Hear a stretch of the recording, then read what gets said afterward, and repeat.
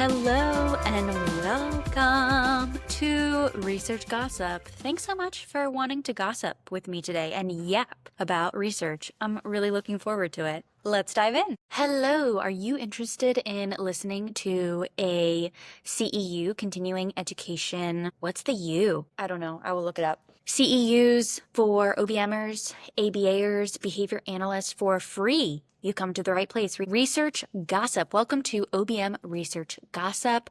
The first episode is now live, and we are discussing a behavior analytic journal article from the Journal of Organizational Behavior Management. So let's spill some tea. There's actually one from like 30 years ago, which is the article that we are discussing in the episode. It's from 1994, and the first author is a woman, which is really exciting. And essentially, I'll spoil it for you if you want. I really hope you listen to the episode if you need CEUs or if you think OBM research is cool, but I'm going to spoil it for you right here, okay? So they name drop an operational definition of burnout, which is incredible, conceptually systematic definition of burnout. And their study found that the indirect assessments that they used, I won't name drop, but we talk about it in the article, showed that the participants showed that the employees, direct staff, direct care providers, healthcare providers showed low levels of burnout, but their direct measures, they directly observed and measured some burnout related behaviors. And those actually indicated that participants were experiencing high levels of burnout. The T, if you want to hear more about the T, listen and let me know what you think. Let's discuss the objectives covered in this CEU. Number 1, be able to identify a conceptually systematic definition of burnout provided by the authors. Number 2, be able to discriminate between indirect assessments versus direct assessments and the benefits of direct assessments. Objective number 3, identify risk factors, burnout-related behaviors, and outcomes related to burnout. And the final objective, be able to access this article from the Journal of Organizational Behavior Management using the BACB portal, which allows us to get free access to these articles, which is such a gift. The article we will be reviewing today is from the Journal of Organizational Behavior Management, titled Behavioral and Self-Report Measures of Staff Burnout in Developmental Disabilities. This article is from 1994, and the authors are Deborah A. Lawson, we love a female first author, and Richard O'Brien. For those who are interested in the TLDR, TLDR means too long, didn't read. If you know all the context to this, this will be your too long, didn't read. If not, keep listening and I'll explain. They utilized the MBI and the participants reported low levels of burnout. They also measured direct burnout related behaviors, and those indicated that the participants were experiencing high levels of burnout. The T, and that's why we are talking about this article for Research Gossip. We love a good research gossip session. Let's review the abstract in a research gossip way to hopefully establish an EO for you to read this article or listen to this episode further. Has it the potential for burnout, it's not a rumor, it's actually research. The potential for burnout among workers in developmental disabilities has been a frequent concern. This is from 1994. In the present study, self-reported levels of burnout, the Maslow Burnout Inventory scores, were correlated with measures of staff activity and commonly cited behavioral effects of burnout. 79 direct care staff from 5 facilities serving the developmentally disabled were given the MBI, Maslow Burnout Inventory, and a brief questionnaire. Data were also collected on absenteeism and tardiness, and a time sampling procedure was employed to assess staff activity. This was direct observation and measurement. Of 102 correlations between the MBI and demographic data, the self-report data, and the behavioral measures, only 5 were statistically significant at the 0.05 level. Of 55 correlations among 11 staff activities, 22 were statistically significant. The activity correlations revealed two distinct patterns. The two activities involving positive direct client contact were negatively correlated with the four activities involving negative client contact or the absence of client contact. Staff who engaged in much negative client contact were also likely to avoid client contact and engage in little positive client contact.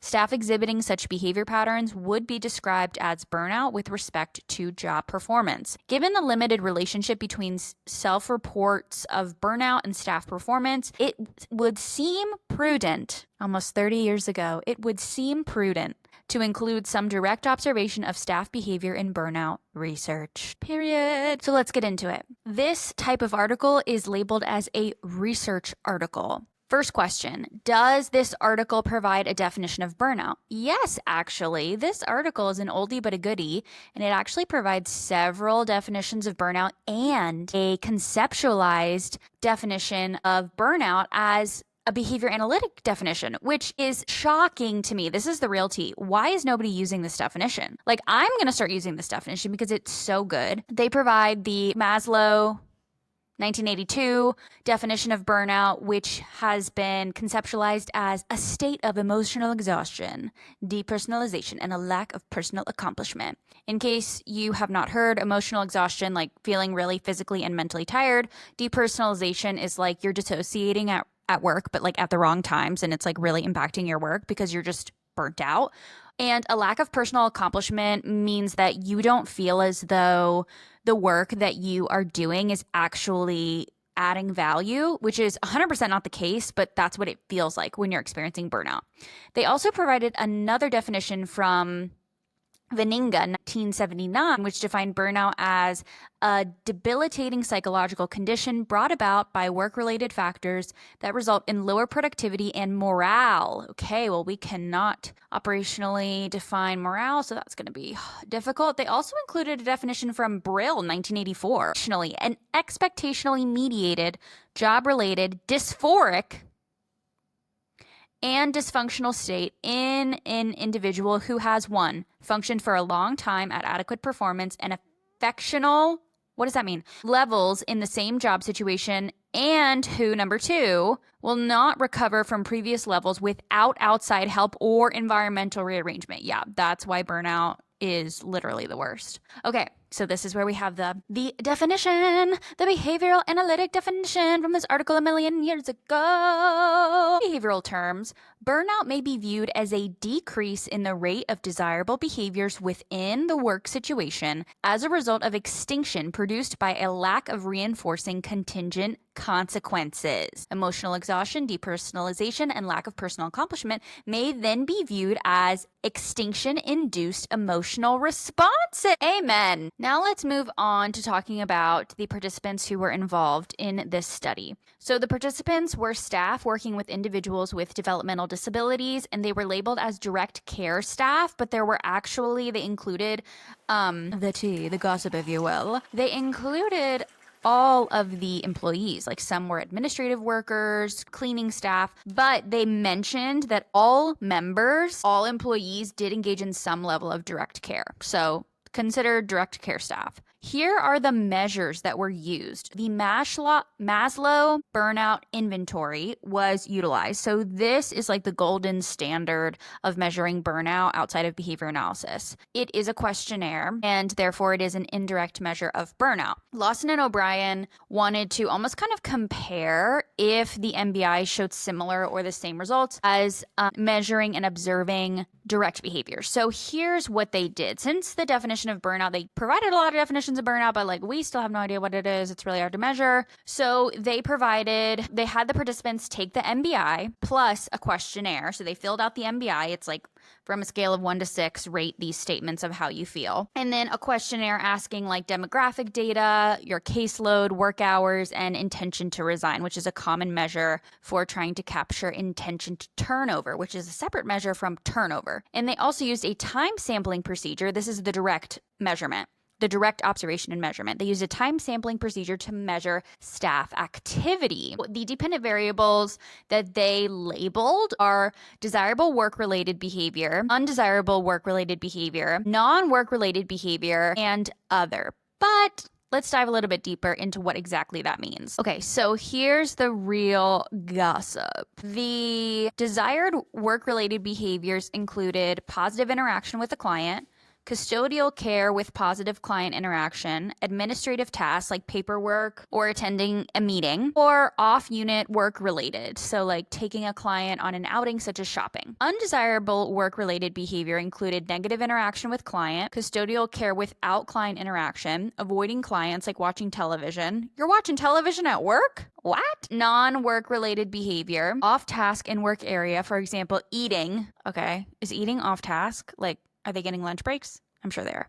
Fingers crossed. Number 9, off unit, unauthorized. For example, spending work time in the staff lounge, and other, which other consisted of off unit, authorized. For example, lunch. Why are we calling? Okay, I guess we have to label when they're at lunch, but that's not like a bad thing, which they don't say it is. Staff to staff interaction, or unscorable, which I am assuming means like something they observed that like is irrelevant to the study that they just don't need to code or worry about. Let's talk about the results. The results from the Maslow Burnout Inventory results, the MBI results. So this is the indirect assessment, aka just like statements that they label as 1 to 6, that they were given by the company they work for. So like there's reactivity there, and they bring that up in the article. Participants, employees overall had low burnout levels and had low to moderate. So here's how it is. There's 3 categories: emotional exhaustion, depersonalization, and lack of personal accomplishment. They scored 15 collectively, so like averaged for emotional exhaustion, and 4 for depersonalization, which is considered experiencing low burnout. And then for lack of personal accomplishment, they scored 35, which is considered moderate levels of burnout. However, they point out that like, hey, this assessment was provided like by the organization. Like maybe they just didn't want to indicate how burnt out they were, or which they mentioned, and I love the phenomenon that happens really often, which is if staff are so burnt out, they are not going to engage in any behavior that they don't have to, because they don't have the resources to even do the task that they're required to do, let alone like an additional task. Even if it's a resource, like think about the way that we teach pairing in terms of like asking questions is a demand or can be a demand.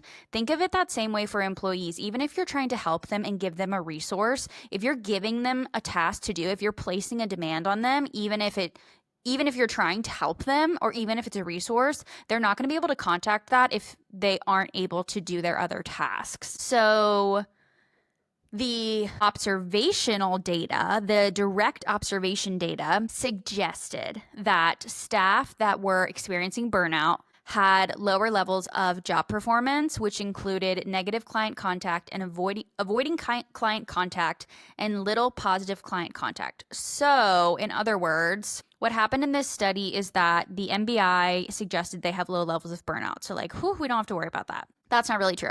The observational data showed that employees who were engaging in higher levels of burnout were essentially avoiding staff, which makes sense. They shouldn't be doing that. That's their job. But in terms of like, we don't know the situation. But this is really, really helpful data, because it shows that if staff are experiencing burnout, they are not able to serve their clients at the level that they deserve to be provided services. So here are some outcomes that were cited and included in this study. Once burnout happens, there can be a decrease in quality and quantity of work. This includes work performance, increases in absenteeism, increases in attrition, dissatisfaction, low morale, an increase in job turnover, and for this particular study, an increase in avoiding clients, intention to resign, and low levels of engagement. Some risk factors that were reported from this research article include so think of these as like red flags that could lead to burnout. Role ambiguity, role conflict, case overload, and the need for support and training. In terms of protective factors of burnout, protective factors are activities, items, antecedents in the environment that you can practice. They can also be consequences, but we'll talk about that at another time. That essentially are conditioned reinforcers that mitigate the burnout that you will inevitably probably experience working as a healthcare provider. So protective factors do not eliminate burnout. However, protective factors mitigate in the sense that they reduce the magnitude of the level of burnout, the level of stress that you will experience. Because as we know, I'm not a doctor. I'm not a scientist. I'm a behavior analyst, which is a natural science. But regardless, as we know, stress is actually good. Some stress in the body is good. We don't need to go on that tangent. The problem is chronic stress. Of course, we're going to experience stress. And like you get into all of these arguments and rabbit holes about like, well, stress means you care, blah, blah, blah. That's not the issue. The issue is chronic prolonged stress that has not been successfully managed becomes burnout. And then once you hit burnout, now you have to recover from burnout. So when you're thinking about burnout from a behavior analytic perspective, Bottini et al.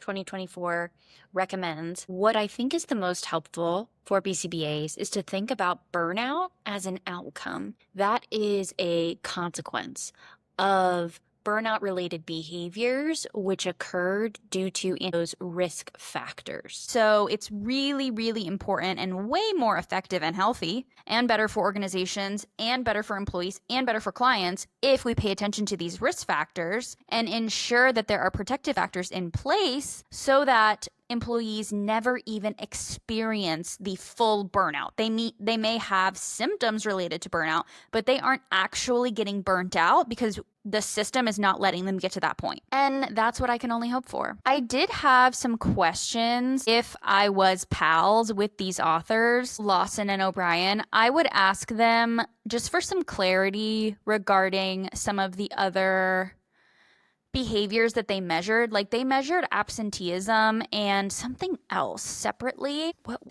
Maybe attrition. I do have some questions about the results regarding the statistical analyses just because stats is not my friend. I took a class by an excellent professor, but I almost wish I could ask, like, can you simplify this? Like, what do you mean by this correlation? But they do discuss correlations regarding positive direct content, positive direct client contact, negatively correlated with 4 activities involving the absence of client contact. Okay, so activities 1 and 2, I would have loved if you would have given me like what they are right now because now I have to scroll up. Activities 1 and 2 were consistently negatively correlated with the 4 activities: negative social interaction, custodial activity without interaction, avoiding interaction, and staff-to-staff interaction. Okay, so what's activity 1 and 2? Okay, staff activity 1 and 2 is positive interaction and custodial care with interaction. Had a negative correlation on okay, so I need some more clarity on what that means as a practitioner. There was an inverse relationship between seeking and limiting client contact, which was supported by a pattern of avoiding client interaction that appeared in the observational data. Absenteeism show a similar pattern of correlations. Higher rate of custodial activity with interaction were related to lower rate of total absenteeism. Higher rate of custodial activity with interaction were related to lower rates of total absenteeism. So custodial activity, that's not direct care, but with interaction from staff or with patients. Positive correlations were noted between the number of days absent and several negative activities that include negative social interaction, being off task in the work area, and unauthorized off-unit activity. Okay, I understand that. That means that there was an association, there was a correlation between the number of between like people not being at work, being absent and being disengaged, and positive correlations. So there was a correlation between people being disengaged at work and then people being absent. So like people that are disengaged at work are not going to show up to work. That makes sense. And that was correlated with avoiding coming to work. Avoiding coming to work was correlated with avoiding clients at work. So all in all, just because I don't want to be inaccurate in explaining this article, individuals who were experiencing symptoms of burnout, including but not limited to emotional exhaustion, depersonalization, and lack of personal accomplishment, were also the same staff who were not coming to work, absenteeism, not being engaged at work, levels of disengagement, dissatisfaction, and were avoiding their clients. So like not interacting with staff. Workload issues, that was the other variable they looked at. Workload issues were also related to observations of staff behavior. Okay, that makes sense. And then I get kind of confused. Large caseloads were inversely correlated both to time spent in administrative tasks and time spent to avoiding clients. One might hypothesize that large caseloads have less time for administrative tasks. Yeah, of course they do. They might also make avoidance more difficult or only possible when the staff member is absent. The lack of relationship between MBI scores and staff behaviors might also reflect the unique measures used in the current study. So observational measures have not been used to validate the MBI. This is the first article that has done so. And also, this is the first article that's included other measures other than the MBI, such as absenteeism, resignation indication. High levels of burnout, moderate levels of burnout. Okay, so their final conclusion is that direct measures of behavior are the best evidence to measure burnout, and not self-report measures. And they question the validity of the golden standard definition of burnout, which is by Maslow and Jackson, 1986. Now that's probably not considered the gold standard definition. It's probably the World Health Organization definition, but the World Health Organization definition is adapted from the Maslow and Jackson, 1986. Okay, that's it. So in terms of where we can go next, these are my own thoughts and not from the article, like after reflecting on the article. So trying to measure burnout related behaviors, which is what Bottini and Slowiak recommended, Bottini et al. Recommended in their recent article about conceptualizing job burnout. From this research supports utilizing direct measures to measure burnout, or if you are using an indirect measure, also use a direct measure. Because here's the thing, coming up with those questions, having conversations with employees, again, who are experiencing burnout, or I do think that there is value to having both. I think the issue is only relying on an indirect assessment. But having both an indirect and direct assessment, I think, could be extremely valuable. So if you can observe direct behavior that could be related to burnout, remember the red flags that were cited in this article. So evidence-based risk factors of burnout are essentially being confused about what you're supposed to do in your job, which I feel like is something that is pretty common, and also being overloaded with your caseload and needing support for training, which is also super common. So if there's a way for you to tackle those antecedents, then you can change those red flag risk factors to green flags. And then just as a warning, just as burnout isn't a joke, it's not this silly conceptualized mentalistic thing. The research shows, even all the way back in, it's not that long ago, sorry. I'm acting like it's so long ago, but it's just because I'm a little baby. It's just because I'm it's just because I'm a newbie. Oh my gosh, wait. It was published online in 2008, but it was published in print. I think it's 1994. Wait, now I need to look. I said it in the beginning of the episode. Yeah, 1994. Almost. So that's is that more than 30 years ago? More than 30 years ago, we were given an operational definition of burnout from behavior analysts, from OBMers, and we have yet to use it. So I think we should start using this definition. I think we should start measuring directly burnout behaviors along with the recommended indirect measures provided by our interdisciplinary friends. So the very last part of this article, the very last sentence, I think is the most powerful. I think we need to start talking about burnout like an operant behavior. In operant terms, burnout may be viewed as a decrease in the rate of desirable work behaviors following a lack of contingent reinforcing consequences. If burnout is conceptualized as extinction rather than as internal constructs such as depersonalization and emotional exhaustion, the kind of correlations observed among various staff behaviors in the present study should identify those workers who no longer find interacting with clients as a source of reinforcement and help them to change the environment. Help them to contrive reinforcers in that environment. That last part of the sentence was me, not them. Outcomes. Okay. And then finally, research-based outcomes of what can happen when employees experience burnout, decreases in quality and quantity of work, performance, absenteeism, attrition, dissatisfaction, low morale, greater job turnover, avoiding clients, intention to resign, and lower levels of engagement. Thank you so much for listening to this episode of Research Gossip. Thanks so much for gossiping with me about the research. I look forward to discussing more research on burnout. If you have any questions or if you have any insight into this article, please let me know. If you are a board certified behavior analyst, you too have access free to this article thanks to the BACB portal. You can go to resources in the portal, click on Journal of Organizational Behavior Management, and type in this title. Please email me or reach out to me if you have any questions or concerns about how to access this article. And I'm looking forward to a fruitful discussion. Code word time, code word time, code word. Enter this code word into the quiz to receive your CEU, continuing education units. The code word is dun dun dun dun dun dun dun operational. Operational. For an operational definition, the code word is operational. For the final section, for the final component of this research gossip session, I will give one example of how to OBMify your life. You deserve to OBMify your life, aka OBM, the behavior analytic, conceptually systematic definition of OBMify to OBMify your life is contriving your environment to contact positive reinforcers and appetitive stimuli to enhance your behavior and enjoy life using the principles of organizational behavior management, which are the principles of behavior analysis. Let's start with an example. Considering this is my first episode, the first recommendation, the first example of how to OBMify your life that I would like to recommend is if you're a BCBA looking for free, high-quality CEUs, then this podcast is for you. All right, let's do some admin if you are interested in obtaining a CE for listening to this podcast.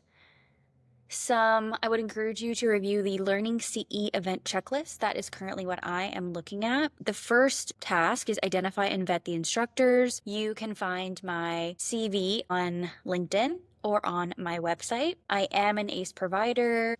I am a BCBA. I have my PhD in behavior analysis. All presentation materials, including learning objectives, syllabi, and slides. So I don't have slides, but we are reviewing a research article. All content is behavior analytic in nature, and all content is designed for certified individuals. All content is accurate, up-to-date, and consistent with best practices. And half a CEU can be awarded per 25 minutes of instruction. There will be a method for you to receive a certificate after you input the code word, which you'll find at the end of the podcast. There are no affiliations with this podcast. I do not have an affiliation with anyone in regards to this podcast, anyone or anything. After the event, I will request your feedback, and I would love for you to provide that. I will have documentation of your CE attendance if you wish to do that. And I do have to give you the CE within 45 days, and I will be retaining and managing the event documentation. If you have any issues or questions, this is my first time doing this as well, you can email me. Okay, let's make sure that we all feel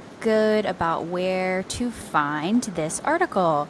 You're going to go to the BACB, your account, email and password. Give it a minute to wake up, warm up, have its caffeine. It's working. Okay, then you're going to go to this tab right here, Resources. And then you're going to scroll down to Journal of Organizational Behavior Management. That is what you're looking for. And then you can enter just the word burnout, but you can also type in Lawson. And let's see what comes up. Such a good article. Tini, Slowiak, and Kazi. It's 2025. I definitely said 2024 in the podcast. Here we are. It's the second one, Behavioral and Self-Report Measures of Staff Burnout and Developmental Disabilities, Deborah A. Lawson and Richard O'Brien. So you're going to click on it, and then you're going to click View PDF, and then you're going to download it. Wahoo! There she is. Beautiful. Yay! Ethics code time. Let's review the codes that we discussed in this CEU. You can find this on the BACB website and download it. Keep it on your desktop. Let's see here. We have a nice glossary. Okie dokie. So I think you could make a case that this article, that this CEU relates to code 1.03 accountability. Behavior analysts are accountable for their actions and professional services and follow through on work commitments. When errors occur or commitments cannot be met, resources cannot be met, burnout occurs, behavior analysts take all appropriate actions to directly address them. Hey, communicating, self-monitoring your symptoms and your caseload, first in the best interest of your clients, and then in the best interest of relevant parties. The next code that is related to the CEU and our topic of discussion is 1.06, maintaining competence. Behavior analysts actively engage in professional development activities. Hello, that's us. To maintain and further their professional competence, learning about the conceptually systematic definition of burnout, risk behaviors of burnout, burnout-related behaviors, consequences of burnout, taking a functional approach to wellness. Professional development activities include reading relevant literature, attending conferences and conventions, participating in workshops and other training opportunities, obtaining additional coursework, receiving coaching, consultation, supervision, or mentorship, and obtaining and maintaining appropriate professional credentials. Okay. Next.